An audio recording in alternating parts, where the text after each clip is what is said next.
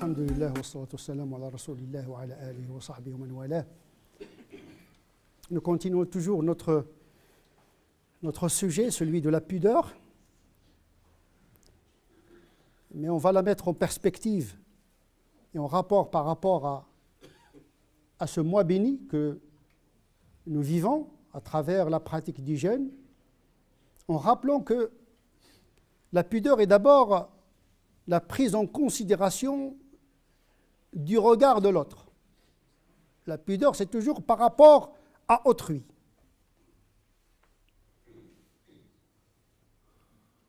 Avoir une attitude, une posture par rapport au regard des autres. Un sentiment de honte lorsque on transgresse le regard de l'autre. Et l'autre par excellence, pour le croyant en tout cas, c'est Allah subhanahu wa ta'ala, le regard absolu de Dieu qui pénètre toutes choses. Le phénomène et le noumen, l'apparent et le caché. Et à cet égard, la pudeur à l'égard de Dieu prend en considération son regard permanent qui accompagne tout un chacun. Ne sait-il pas que Dieu l'observe? Alam ya'lam bi anna Allah yara. Dieu rappelle que l'être humain, il vit sous le regard de Dieu. Nous vivons tous, en public et en privé, en public et dans notre intimité, nous vivons tous sous le regard d'Allah subhanahu wa ta'ala. Donc s'il y a une pudeur par excellence, c'est celle que nous devons manifester à l'égard d'Allah subhanahu wa ta'ala qui nous regarde. Il reproche à des hypocrites d'avoir le souci d'une pudeur à l'égard d'autrui et de négliger celle que l'on doit à l'égard d'Allah subhanahu wa ta'ala. Yastakhfouna minan nas.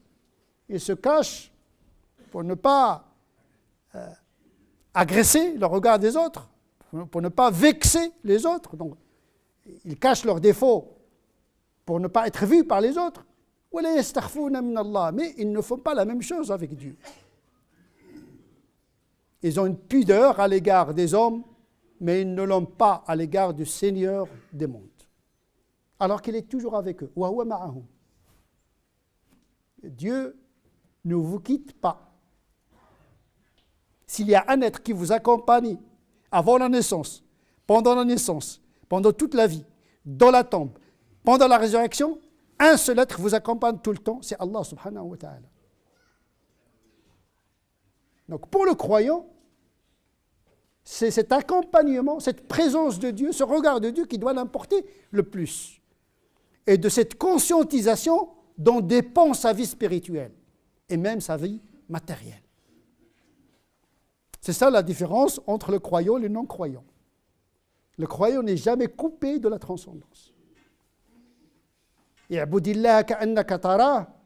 Adore Dieu comme si tu le vois. Essaie de sentir son regard, sa présence. Et si tu n'arrives pas, eh bien sache que lui, il te regarde. Si tu n'arrives pas au dévoilement, sache qu'il y a le regard de Dieu qui t'accompagne tout le temps. Le muraqaba. Il y a le mushahada, ça veut dire regarder le regard de Dieu.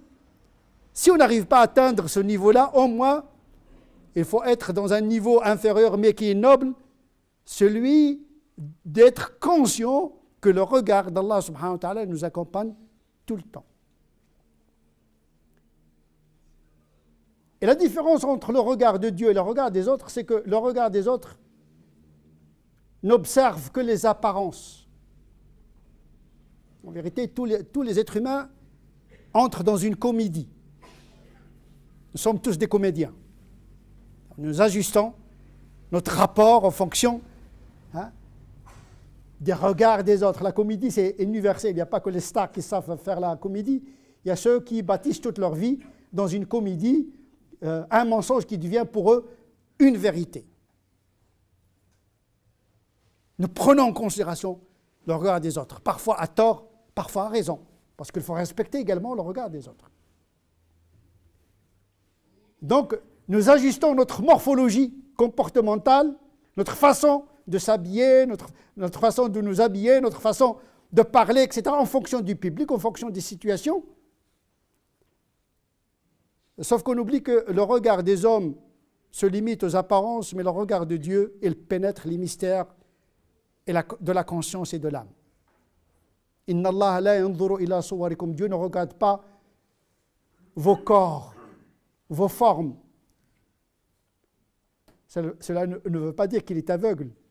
Il voit nos formes, mais ce n'est pas ça qui l'intéresse. Le corps n'est qu'une enveloppe.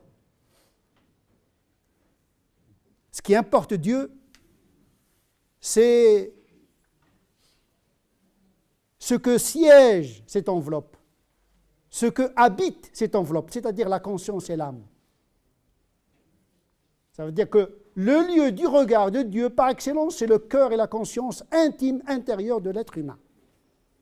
Et à ce niveau, personne ne peut dévoiler la conscience intime d'une personne, si ce n'est qu'Allah subhanahu wa ta'ala. Nous avons souvent un sentiment de honte à l'égard des autres, parce que nous prenons en considération leur code, leur culture. Parfois c'est nécessaire, parfois c'est hypocrite. Cela dépend des situations.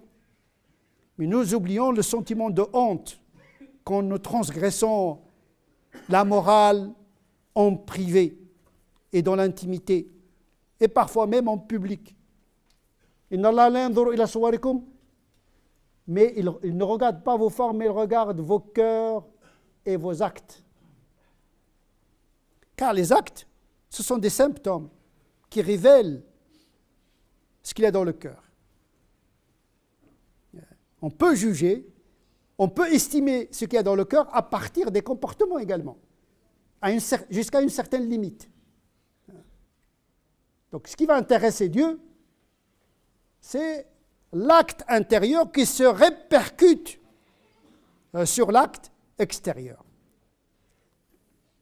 Et à ce titre, le jeûne du mois de Ramadan illustre ce rapport intime que doit établir le musulman avec le regard de Dieu qui l'accompagne à chaque seconde pendant le mois de Ramadan. Pendant le mois de Ramadan et en dehors du mois de Ramadan. Sauf que le regard de Dieu pendant le Ramadan est un peu particulier. Parce qu'il nous a mis dans un moment favorable d'épanouissement spirituel, puisque les démons sont enchaînés, il y a une présence massive des anges, l'enfer est fermé, le paradis est ouvert, nous n'avons qu'un seul ennemi à combattre, c'est l'ego. Donc nous sommes déchargés de plusieurs ennemis. Et donc, la sensibilité dans l'intimité du rapport avec Dieu devient exponentielle. As-siyamouli. Dans un hadith saint, Dieu dit, le jeûne c'est pour moi. Tous les autres actes appartiennent aux croyants sauf le jeûne. La prière, le pèlerinage, sadaqa, ils ont des valeurs méritoires définies. Al-hasanatu bi'ashri amthaliha, chaque acte est récompensé par 10 hasanat, voire plus. Sauf le jeûne, il n'a pas de plafond. Parce que c'est une pratique mystérieuse et intime et secrète, dont la valeur spirituelle ne peut être cernée même par les anges. Donc c'est Dieu lui-même qui s'occupe de cette rétribution parce que c'est la pratique du secret par excellence. Contrairement aux 5 prières, contrairement à la sadaqa, contrairement au pèlerinage, ce sont des pratiques visibles. On voit le corps se déplacer. Mais le jeûne, il n'y a que le déplacement de l'âme, par l'abstinence, non vérifiable d'ailleurs par nos contemporains, par nos coreligionnaires, parce qu'on peut faire de la comédie là aussi. On peut faire semblant de jeûner. Mais au fond, il n'y a pas de jeûne. Il y a des gens qui jeûnent par déterminisme communautaire, déterminisme sociologique, par habitude, etc. Donc ils prennent plus en considération la culture, la communauté, la famille que le regard de Dieu. C'est un jeûne imparfait. Tant qu'il ne se connecte pas dans l'intimité de Dieu subhanahu wa ta'ala. As-siyamu li wa ana ajzi bihi. C'est une pratique intérieure. Seul Dieu la regarde. En effet, la pudeur, c'est un acte également, exotérique et ésotérique, intérieur. Ce n'est pas uniquement un sentiment vague, un sentiment psychologique. La pudeur est ici un état spirituel et moral, une attitude intérieure qui se répercute sur le comportement du corps. Le prophète sallallahu alayhi wa sallam a dit à ses compagnons, « Ayez la pudeur comme il se doit, soyez pudiques comme il se doit. » Et les compagnons de répondre, « Alhamdulillah, on est pudiques. » Lui répondirent. Et le prophète de rectifier, « Ce n'est pas de cela dont il s'agit. Ce n'est pas la pudeur dont vous avez l'habitude.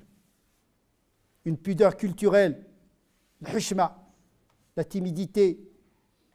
Non, la pudeur dont il s'agit, c'est un rapport avec le divin d'abord, parce que la pudeur, c'est d'abord être pudique à l'égard du Créateur du monde. C'est la prise en considération du regard d'abord de l'autre, l'absolu. Allah, subhanahu wa ta'ala.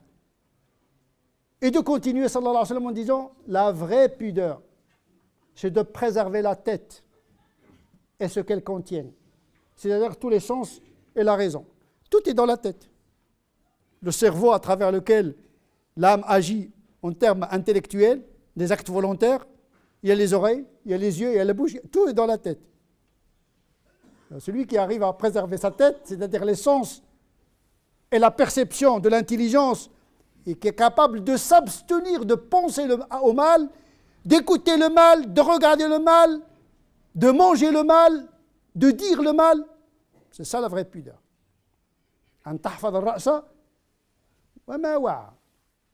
C'est pourquoi la prosternation est le moment de la proximité privilégiée par excellence par rapport à Dieu. On met tout, notre capital qui est dans la tête, par terre. Eh bien, le jeûne, il relève de cette configuration spirituelle, en préservant la tête de penser, siyam, c'est s'abstenir. Celui qui est capable de s'abstenir de manger et de boire et d'avoir un rapport sexuel, celui qui est capable de maîtriser ces deux instincts redoutables, raison de plus de maîtriser sa pensée. Ne pas laisser la pensée se développer dans le champ du mal. Ne pas laisser le regard distrait. Ne pas écouter n'importe quoi. Parce que les sens perturbent la conscience, perturbent la foi. Celui qui maîtrise le sens maîtrise la pensée, mais celui qui maîtrise la pensée maîtrise la pratique. Parce que d'abord le jeûne c'est un i'tiqad, une façon de penser, une façon de voir, une façon d'écouter, une façon de parler également. Parce que la pensée sans parole n'existerait pas. La parole fait partie de la pensée. Donc préserver la tête, c'est préserver l'essentiel. C'est ça la pudeur. Et de préserver le ventre. Le ventre, c'est la centrale nucléaire, hein, qui produit de l'énergie par voie explosive. Et qui dit ventre, dit sexe également, parce que les deux sont liés. Ça veut dire exprimer cette énergie dans le bon sens. Utiliser la digestion, les aliments, hein, l'usage de la nourriture, la sexualité également, de la préserver de toute dérive et déviance. Et le jeûne du mois de Ramadan vient établir l'équilibre à ce niveau-là. Parce que le jeûne, c'est une maîtrise de l'instinct de nourriture, l'instinct de la sexualité. Rétablir l'ordre moral par un équilibre qui s'établit entre le spirituel et le biologique. Il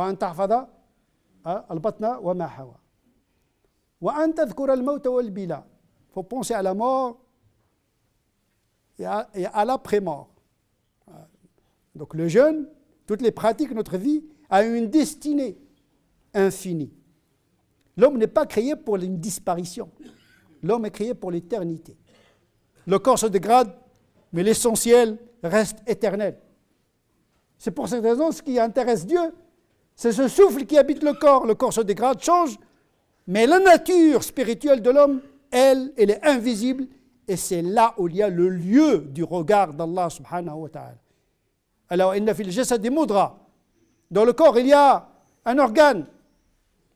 S'il est sain, le reste du corps est sain, c'est le cœur. Mais l'organe ici, ce n'est pas dans le sens anatomique ni physiologique. C'est l'organe spirituel. Al-ruh wal-aql, l'esprit et l'âme. وَمَنْ أَرَادَ الْآخِرَةَ, celui qui veut le delà, eh bien, qu'il renonce à la séduction de ce bas monde, aux tentations de ce bas monde, aux jouissances de ce bas monde. Attention, il faut s'arrêter quelque peu à ce niveau-là parce que l'islam ne demande pas aux musulmans de sortir du monde, parce que tout son patrimoine, son capital spirituel et moral et économique, tout cela s'inscrit dans une économie et un métabolisme spirituel parce que ce bas monde est le champ de labour pour le delà. Il n'y a pas d'antinomie. Et quand le prophète dit celui qui veut le delà, c'est-à-dire celui qui veut Dieu, parce que le delà c'est quoi le delà? Paradis, tout ça c'est rien du tout. Ce ne sont que des moyens d'accès, de se rapprocher de Dieu, parce que la fin des fins doit aboutir vers la rencontre de l'être absolu. C'est ça le grand projet, c'est ça l'intrigue, c'est ça le mystère du monde, c'est là aller pour rencontrer Dieu. Eh bien, celui qui se prépare à cette rencontre, il doit renoncer. Renoncer ici ne veut pas dire se priver totalement. Ici, se priver, c'est acquérir. On se prive pour avoir quelque chose. Siyam, le jeûne, relève de cette catégorie. On renonce, mais c'est comme un arbre qui renonce à ses feuilles mortes pour pouvoir croître. On ne peut grandir qu'en renonçant. En se privant. On renonce à la boisson, à la nourriture, à la sexualité pendant toute la journée. Mais en vérité, ce n'est pas une perte. C'est une thérapie. Une thérapie du corps, une thérapie de l'âme. Bien sûr, celui qui est malade, il a la dérogation. Celui qui a une excuse, la nécessité fait loi. Parce que le but du jeûne, ce n'est pas d'altérer la vie économique et biologique du croyant. Parce que le jeûne, il est fait pour le musulman, pas contre lui. Donc, nous devons interpréter toutes les pratiques de l'islam. Et en l'occurrence, le jeûne, dans le sens, dans le bénéfice, il y a l'avantage de l'être humain. Toute pratique, toute interprétation de l'islam qui va à l'encontre de l'avantage spirituel, économique, biologique, sociétal, familial, n'est pas une bonne interprétation, n'est pas une bonne pratique. Peu de gens savent jeûner. Nous aurons le temps de parler des formes déviantes du jeûne, contre-productives, qui n'ont un impact ni sur l'intellect, ni sur le spirituel, ni sur le biologique et la santé, ni sur le sociétal, ni sur l'économique. Un jeûne qui est un véritable désastre. On voit ça dans certains pays musulmans. Pendant le mois de jeûne du Ramadan, la vie s'arrête. Une mort moléculaire, tout s'arrête. Ce n'est pas ça le but du jeûne. Le jeûne, c'est la transcendance, la croissance, mais une autre croissance, pas la décroissance. Consommer moins pour grandir. Et donc renoncer à la jouissance avec modération. Il ne s'agit pas de renoncer à la jouissance de bas monde à n'importe quel prix. Ce qui est condamnable, c'est de ne pas renoncer à l'excès de shahwa. C'est pourquoi le jeûne il est venu pour rétablir un peu d'ordre dans notre rapport avec la jouissance de ce bas monde.